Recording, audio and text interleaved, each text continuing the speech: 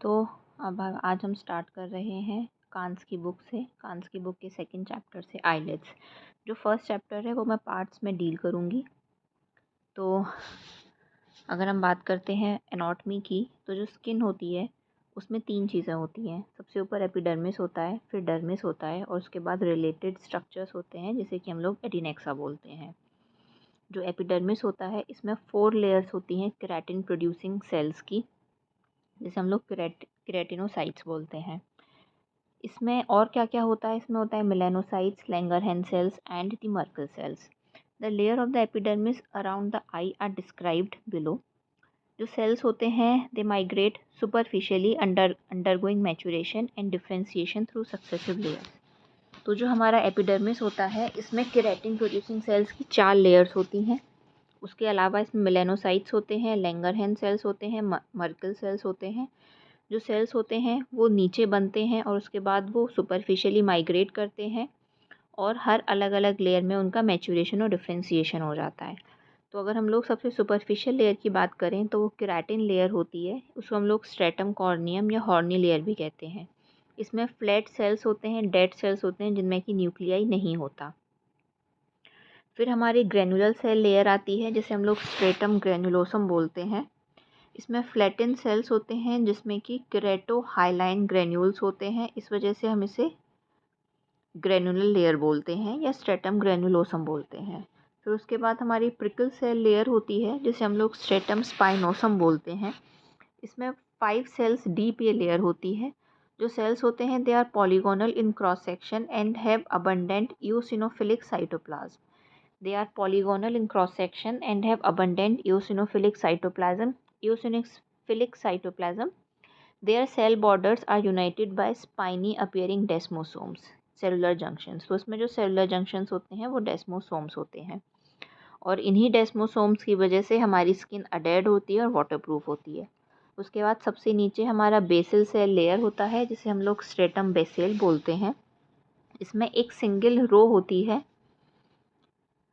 columnar shaped proliferating cells की which contain melanin and melanin is derived from melanocytes।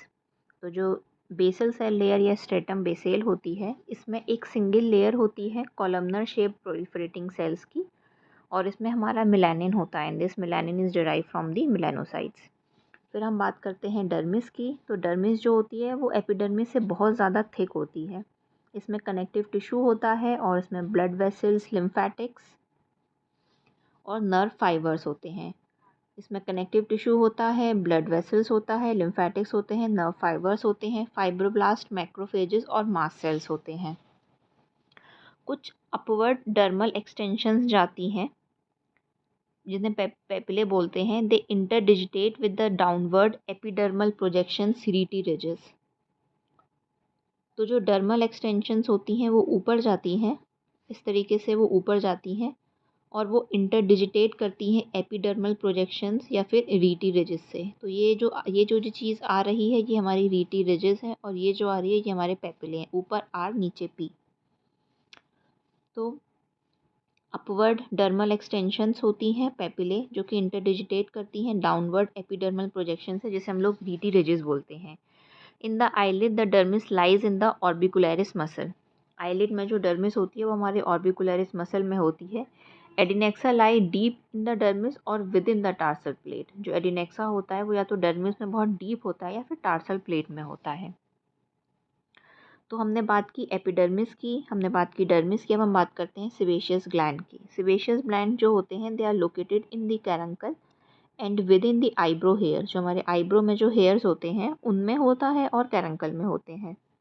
Tiny sebaceous glands are associated with the thin hairs which is covering the periauricular skin। जो बहुत thin hairs होते हैं जो कि हमारी पेरियोरिकुलर skin को cover करती है उसमें भी हमारे टाइनी सेबेशियस ग्लैंड्स होते हैं। मिबोमियन ग्लैंड जो होते हैं they are modified sebaceous gland. This is important that they are modified sebaceous gland और मिबोमियन ग्लैंड हमारे टार्सल प्लेट में होते हैं। इनके नंबर्स होते हैं 20 to 30 ऑरिफिसेस होती हैं हर एक लिड में। ये एम्प्टी होते हैं through a single layer of orifice. एक ओपनिंग के थ्रू ये खुलते हैं और उसमें हर एक लिड में हमारी 20 से 30 ऑरिफिसेस होती हैं। ग्लैंड में एक सेंट्रल डक्ट होती है और मल्टीपल एसिनाई होते हैं। ग्लैंड में ये एक सेंट्रल डक्ट होती है और ऐसे मल्टीपल एसिनाई होते हैं। द सेल्स ऑफ विच, और ये क्या सिंथेसाइज करते हैं, ये सिंथेसाइज करते हैं लिपिड्स, जिसे हम लोग मीबम बोलते हैं, और ये हमारा टीयर फिल्म का आउटर लेयर बनाते हैं। तो मीबोमियन ग्लैंड्स हमारे मॉडिफाइड सेबेशियस ग्लैंड्स हो गए हैं, जो कि हमारे टार्सल प्लेट में होते हैं। फिर होते हैं ग्लैंड ऑफ ज़ीस, ये भी मॉडिफाइड सेबेशियस ग्लैंड्स होते हैं, लेकिन ये लैश फॉलिकल्स के साथ एसोसिएटेड होते हैं।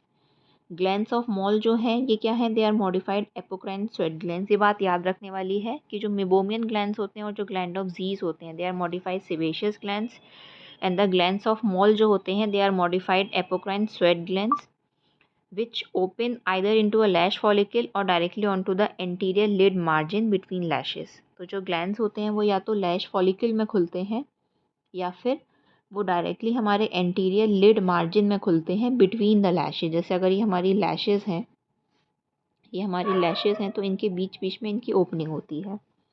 They are more numerous in the lower lid. फिर हमारे इक्राइन स्वेट ग्लैंड्स होते हैं, they are distributed throughout the eyelid and are not confined to the lid margin in contrast to the glands of Moll. जो glands of Moll होते हैं ये हमारे सिर्फ लिड मार्जिन पे होते हैं, जबकि जो इक्राइन स्वेट ग्लैंड्स होते हैं ये हमारी पूरी आईलिड की स्किन पर होते हैं। फिर पाइलोसेबेशियस यूनिट जो होती है, इसमें हमारे हेयर फॉलिकल्स होते हैं और उनकी सेबेशियस ग्लैंड्स होते हैं। जो पाइलोसेबेशियस यूनिट है इसमें हेयर फॉलिकल्स, उसके साथ में जो एसोसिएटेड हमारे सेबेशियस ग्लैंड्स हैं वो होते हैं। तो ये जो है ये कुछ फोटोग्राफ्स हैं। The first is the normal skin, इसमें केराटिनाइज्ड स्ट्रेटिफाइड एपिथेलियम है विच कवर्स द सरफेस। ये है हमारा, ये नॉर्मल केराटिनाइज्ड स्ट्रेटिफाइड एपिथेलियम है, सबसे ऊपर की तरफ है, और इसके साथ में हमारा जो कि सरफेस को कवर करता है pilosebaceous elements, they are conspicuous in the dermis and a few blood vessels and sweat glands are also seen. कुछ ब्लड वेसल्स हैं जो कि ये हैं, एंड सम स्वेट ग्लैंड्स जो हैं, जो कि जो ओपनिंग यहाँ पे थ्रू खुल रही है, दे आर आल्सो सीन। जो बी है, this is dysplasia with the loss of cell polarity. B जो है ये हमारा ये डिस्प्लेशिया है with the loss of cell का पोलैरिटी। ये जो हमारा सी है, this is dyskeratosis, a non surface epithelial cell producing keratin. अगर हमारे सरफेस के अलावा कहीं पर एपिथेलियल सेल जो कि केराटिन प्रोड्यूस करने वाला हमें मिल जाता है तो that is dyskeratosis. And D is parakeratosis, is retention of cell nuclei into the surface keratin layer. अगर हमारा जो सरफेस की केराटिन लेयर है उसमें अगर हमें न्यूक्लियाई मिल जाता है देन दैट इज़ पैराकेराटोसिस। तो डिस्प्लेसिया इज़ सेल की पोलैरिटी ख़त्म हो गई है। डिस्केरेटोसिस का मतलब होता है कि अगर केराटिन सरफेस के अलावा कोई और एपिथेलियल सेल प्रोड्यूस करने लगे तो दैट इज़ डिस्केरेटोसिस। पैराकेराटोसिस का मतलब ये होता है कि अगर सरफेस जो केराटिन लेयर है उसमें अगर हमें सेल न्यूक्लियाई मिलते हैं देन दैट इज़ पैराकेराटोसिस। अब हम आगे आते हैं, थोड़ी टर्मिनोलॉजी के बारे में बात करते हैं। तो मैक्यूल क्या होता है, ये localised area of colour change है विदाउट इन्फिल्ट्रेशन, डिप्रेशन और elevation which is less than 1 centimetre in diameter. एक flat area of colour change which is less than 1 centimetre in diameter is macule.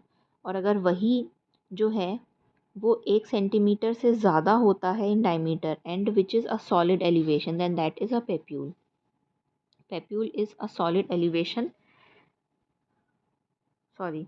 Macule is a localised area of colour change which is less than 1 centimetre in diameter. और papule जो होता है this is also less than 1 centimetre in diameter but it is a solid elevation. तो जो papule है वो solid elevation होता है। वेसाइकल जो होता है एक सर्कमस्क्राइब्ड लीजन होता है जिसमें कि हमारा सीरस फ्लूइड होता है विच is less then 0.5 centimetre, that is vesicle. मतलब ये पानी से भरा हुआ सर्कमस्क्राइब्ड लीजन जो कि 0.5 सेंटीमीटर से कम होता है। बुल्ला जो होता है ये 0.5 सेंटीमीटर से ज़्यादा होता है और ये सीरस फ्लूइड लीजन होता है, serous fluid filled lesion. Pustule pus filled elevation which is less than 1 centimetre in diameter. Crust is solidified serous और प्यूरुलेंट एक्सुडेट। अगर जो सीरस या प्यूरुलेंट एक्सुडेट हमारा सॉलिडिफाई हो जाता है तो वो क्रस्ट बनाता है। नोड्यूल क्या है, a palpable solid area which is more than 1 centimetre in diameter. अगर एक पैल्पेबल सॉलिड एरिया है जो कि 1 सेंटीमीटर से ज़्यादा है तो वो नोड्यूल है। सिस्ट क्या है, a nodule consisting of an epithelial lined cavity which is filled with fluid और द सेमी सॉलिड मटीरियल। एक एपिथेलियल लाइन कैविटी जो कि भरी हुई है, जिसमें फ्लूइड या सेमी सॉलिड मटेरियल भरा हुआ है, वो सिस्ट है। प्लाक क्या होता है? एक सॉलिड एलिवेशन होता है स्किन का जो कि 1 सेंटीमीटर से ज़्यादा है। स्केल क्या होता है? Readily detached fragments of shed keratin layer, जो शेड हो चुकी है केराटिन लेयर की, उसके जो फ्रेगमेंट अगर हमारे बॉडी में लगे रह जाते हैं तो वो स्केल उसे हम स्केल बोलते हैं, लेकिन ये बहुत जल्दी डिटैच हो जाते हैं। पेपिलोमा क्या होता है? ये एक बेनाइन नियोप्लास्टिक वॉर्टी या टैग लाइक प्रोजेक्शन होता है स्किन या म्यूकस मेम्ब्रेन का। अगर हमारी स्किन पे या फिर हमारी म्यूकस मेम्ब्रेन जैसे कि हमारी नोज़ की म्यूकस मेम्ब्रेन, बकल कैविटी की म्यूकस मेम्ब्रेन, उसमें कोई टैग लाइक प्रोजेक्शन है, दैट इज़ पेपिलोमा। अल्सर क्या होता है? Circumscribed area of epithelial loss with infection, that is ulcer. In skin and ulcer it extends through the epidermis into the dermis. Skin में जो क्या होता है, जो अल्सर होता है वो एपिडर्मिस के थ्रू जाकर डर्मिस तक चला जाता है। अब हम कुछ हिस्टोलॉजिकल टर्मिनोलॉजी की बात करते हैं। तो क्या होता है tumour? Tumour it refers only to a swelling. Tumour जो होता है वो सिर्फ एक स्वेलिंग होती है, वो बेनाइन भी हो सकती है, वो मैलिग्नेंट भी हो सकती है। Neoplasia is an abnormal tissue growth. Abnormal tissue की ग्रोथ या तो वो बेनाइन होगी, बेनाइन अगर होगी तो वो लोकलाइज्ड होगी, वो नॉन इन्वेजिव होगी, नॉन स्प्रेडिंग होगी, या फिर अगर वो मैलिग्नेंट होगी तो प्रोग्रेसिव होगी और वो ग्रो करेगी with potential distance for spread, जिसे कि हम लोग मेटास्टेसिस बोलते हैं। एटीपिया का मतलब होता है abnormal appearance of an individual cells. अगर एक इंडिविजुअल सेल की, अगर एक सिंगल सेल की एबनॉर्मल अपीयरेंस हो रही है तो उसे हम लोग एटीपिया बोलते हैं। डिस्प्लेजिया का मतलब क्या होता है? It is alteration of the size, morphology and the organisation of cellular components of a tissue. अगर सिंगल सेल की बात होती है तो वो एटीपिया है, लेकिन अगर वो एक पूरे टिश्यू की बात होती है तो वो डिस्प्लेजिया होता है। तो डिस्प्लेजिया क्या है? Alteration of size, morphology and organisation of tissue. There is disturbance of normally structured and the recognised layers of tissue, that is loss of cell polarity, जैसे कि हमने ऊपर फिगर में बात किया था। Carcinoma in situ it exhibits dysplastic changes throughout the thickness of the epidermis. Carcinoma in situ का मतलब ये होता है, वैसे हम इसको तब बोलते हैं कार्सिनोमा इन सीटू जब हमारी बेसमेंट मेम्ब्रेन के थ्रू को उसने अभी परफोरेट नहीं किया है। तो carcinoma in situ, intraepidermal carcinoma या बोवेन्स डिजीज, इसमें डिस्प्लास्टिक चेंजेस होते हैं throughout the thickness of the epidermis, लेकिन एपिडर्मिस की बेसमेंट मेम्ब्रेन को पियर्स करके या परफोरेट करके वो अभी डर्मिस तक नहीं गई है। हाइपरकेराटोसिस का मतलब होता है increase in thickness of the keratin layer. जो सबसे सुपरफिशियल केराटिन लेयर होती है, अगर उसकी थिकनेस बढ़ गई है, that is hyperkeratosis. Hyperkeratosis benign में भी हो सकती है और मैलिग्नेंट में भी हो सकती है। एक्एंथोसिस ये जो प्रिकल सेल लेयर जो थी हमारी, अगर उसकी जो थिकनिंग होती है, that is acanthosis. Dyskeratosis is keratinisation other than on the epithelial surface. अगर जो हमारी एपिथेलियल सरफेस है उसके अलावा अगर कहीं केराटिनाइजेशन है, दैट इज़ डिस्केराटोसिस। और अगर हमारे केराटिन लेयर में न्यूक्लियाई रिटेंशन हो रहा है, दैट इज़ पैराकेराटोसिस। अब जनरल कंसिडरेशंस और आगे का मैं नेक्स्ट वीडियो में डील करूँगी। Thank you.